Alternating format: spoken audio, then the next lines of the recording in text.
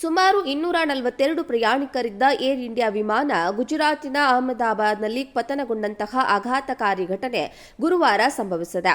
ಈ ಅಪಘಾತವನ್ನು ವಿಮಾನ ಅಪಘಾತಗಳ ಇತಿಹಾಸದಲ್ಲೇ ಅತ್ಯಂತ ದೊಡ್ಡ ಅಪಘಾತವೆಂದು ಪರಿಗಣಿಸಲಾಗಿದೆ. ದುರಂತದಲ್ಲಿ ಗುಜರಾತ್ ಮಾಜಿ ಸಿಎಂ ವಿಜಯ್ ರೂಪಾಣಿ ಸೇರಿದಂತೆ ಒಟ್ಟು 246 ಮಂದಿ ಸಾವಿಗೀಡಾಗಿದ್ದಾರೆ ಎಂದು ತಿಳಿದುಬಂದಿದೆ. ಇನ್ನು ಈ ಅಪಘಾತದಲ್ಲಿ ಎಲ್ಲವೂ ಸುಟ್ಟು ಭಸ್ಮವಾಗಿದ್ದು, ಇದಕ್ಕೆ ಸಂಬಂಧಪಟ್ಟ ಆಘಾತಕಾರಿ ದೃಶ್ಯಗಳು ಸೋಷಿಯಲ್ ಮೀಡಿಯಾದಲ್ಲಿ ಹರಿದಾಡ್ತಾ ಇದೆ. ಇನ್ನು ಈ ಅಪಘಾತ ಸಂಭವಿಸಿದ ಸ್ಥಳದಲ್ಲಿನ ರಕ್ಷಣಾ ಕಾರ್ಯಾಚರಣೆಯ ವೇಳೆ ಅವಶೇಷಗಳ ಅಡಿಯಲ್ಲಿ ಭಗವದ್ಗೀತೆಯೊಂದು ಸಿಕ್ಕಿದ್ದು, ಎಲ್ಲವೂ ಸುಟ್ಟು ಕರಕಲಾದರೂ ಈ ಭಗವದ್ಗೀತೆಯ ಪುಸ್ತಕ ಮಾತ್ರ ಏನೂ ಆಗಿಯೇ ಇದ್ದುದನ್ನು ಕಂಡು ಎಲ್ಲರೂ ಆಶ್ಚರ್ಯಚಕಿತರಾಗಿದ್ದಾರೆ.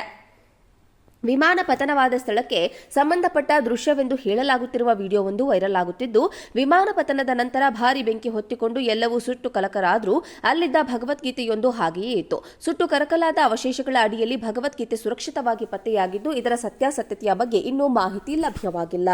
ಸುಮಾರು 242 ಪ್ರಯಾಣಿಕರಿದ್ದ ಏರ್ ಇಂಡಿಯಾ ವಿಮಾನ ಗುಜರಾತಿನ ಅಹಮದಾಬಾದ್ನಲ್ಲಿ ಪತನಗೊಂಡಂತಹ ಆಘಾತಕಾರಿ ಘಟನೆ ಗುರುವಾರ ಸಂಭವಿಸಿದೆ. ಈ ಅಪಘಾತವನ್ನು ವಿಮಾನ ಅಪಘಾತಗಳ ಇತಿಹಾಸದಲ್ಲೇ ಅತ್ಯಂತ ದೊಡ್ಡ ಅಪಘಾತವೆಂದು ಪರಿಗಣಿಸಲಾಗಿದೆ. ದುರಂತದಲ್ಲಿ ಗುಜರಾತ್ ಮಾಜಿ ಸಿಎಂ ವಿಜಯ್ ರೂಪಾಣಿ ಸೇರಿದಂತೆ ಒಟ್ಟು 246 ಮಂದಿ ಸಾವಿಗೀಡಾಗಿದ್ದಾರೆ ಎಂದು ತಿಳಿದುಬಂದಿದೆ. ಇನ್ನು ಈ ಅಪಘಾತದಲ್ಲಿ ಎಲ್ಲವೂ ಸುಟ್ಟು ಭಸ್ಮವಾಗಿದ್ದು, ಇದಕ್ಕೆ ಸಂಬಂಧಪಟ್ಟ ಆಘಾತಕಾರಿ ದೃಶ್ಯಗಳು ಸೋಷಿಯಲ್ ಮೀಡಿಯಾದಲ್ಲಿ ಹರಿದಾಡ್ತಾ ಇದೆ. ಇನ್ನು ಈ ಅಪಘಾತ ಸಂಭವಿಸಿದ ಸ್ಥಳದಲ್ಲಿನ ರಕ್ಷಣಾ ಕಾರ್ಯಾಚರಣೆಯ ವೇಳೆ ಅವಶೇಷಗಳ ಅಡಿಯಲ್ಲಿ ಭಗವದ್ಗೀತೆಯೊಂದು ಸಿಕ್ಕಿದ್ದು, ಎಲ್ಲವೂ ಸುಟ್ಟು ಕರಕಲಾದರೂ ಈ ಭಗವದ್ಗೀತೆಯ ಪುಸ್ತಕ ಮಾತ್ರ ಏನೂ ಆಗಿಯೇ ಇದ್ದುದನ್ನು ಕಂಡು ಎಲ್ಲರೂ ಆಶ್ಚರ್ಯಚಕಿತರಾಗಿದ್ದಾರೆ. ವಿಮಾನ ಪತನವಾದ ಸ್ಥಳಕ್ಕೆ ಸಂಬಂಧಪಟ್ಟ ದೃಶ್ಯವೆಂದು ಹೇಳಲಾಗುತ್ತಿರುವ ವಿಡಿಯೋವೊಂದು ವೈರಲ್ ಆಗುತ್ತಿದ್ದು, ವಿಮಾನ ಪತನದ ನಂತರ ಭಾರೀ ಬೆಂಕಿ ಹೊತ್ತಿಕೊಂಡು ಎಲ್ಲವೂ ಸುಟ್ಟು ಕರಕಲಾದರೂ ಅಲ್ಲಿದ್ದ ಭಗವದ್ಗೀತೆಯೊಂದು ಹಾಗೆಯೇ ಇತ್ತು. ಸುಟ್ಟು ಕರಕಲಾದ ಅವಶೇಷಗಳ ಅಡಿಯಲ್ಲಿ ಭಗವದ್ಗೀತೆ ಸುರಕ್ಷಿತವಾಗಿ ಪತ್ತೆಯಾಗಿದ್ದು, ಇದರ ಸತ್ಯಾಸತ್ಯತೆಯ ಬಗ್ಗೆ ಇನ್ನೂ ಮಾಹಿತಿ ಲಭ್ಯವಾಗಿಲ್ಲ.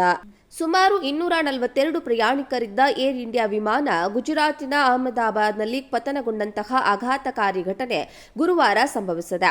ಈ ಅಪಘಾತವನ್ನು ವಿಮಾನ ಅಪಘಾತಗಳ ಇತಿಹಾಸದಲ್ಲೇ ಅತ್ಯಂತ ದೊಡ್ಡ ಅಪಘಾತವೆಂದು ಪರಿಗಣಿಸಲಾಗಿದೆ. ದುರಂತದಲ್ಲಿ ಗುಜರಾತ್ ಮಾಜಿ ಸಿಎಂ ವಿಜಯ್ ರೂಪಾಣಿ ಸೇರಿದಂತೆ ಒಟ್ಟು 246 ಮಂದಿ ಸಾವಿಗೀಡಾಗಿದ್ದಾರೆ ಎಂದು ತಿಳಿದುಬಂದಿದೆ. ಇನ್ನು ಈ ಅಪಘಾತದಲ್ಲಿ ಎಲ್ಲವೂ ಸುಟ್ಟು ಭಸ್ಮವಾಗಿದ್ದು, ಇದಕ್ಕೆ ಸಂಬಂಧಪಟ್ಟ ಆಘಾತಕಾರಿ ದೃಶ್ಯಗಳು ಸೋಷಿಯಲ್ ಮೀಡಿಯಾದಲ್ಲಿ ಹರಿದಾಡ್ತಾ ಇದೆ.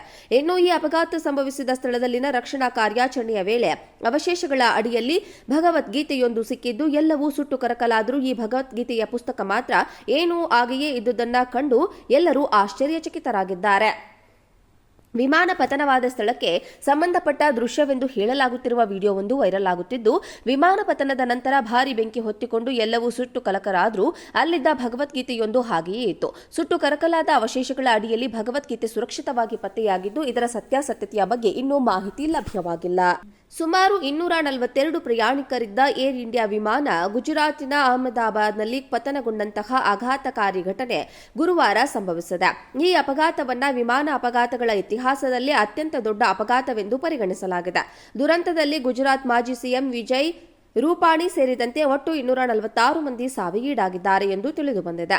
ಇನ್ನು ಈ ಅಪಘಾತದಲ್ಲಿ ಎಲ್ಲವೂ ಸುಟ್ಟು ಭಸ್ಮವಾಗಿದ್ದು, ಇದಕ್ಕೆ ಸಂಬಂಧಪಟ್ಟ ಆಘಾತಕಾರಿ ದೃಶ್ಯಗಳು ಸೋಷಿಯಲ್ ಮೀಡಿಯಾದಲ್ಲಿ ಹರಿದಾಡ್ತಾ ಇದೆ.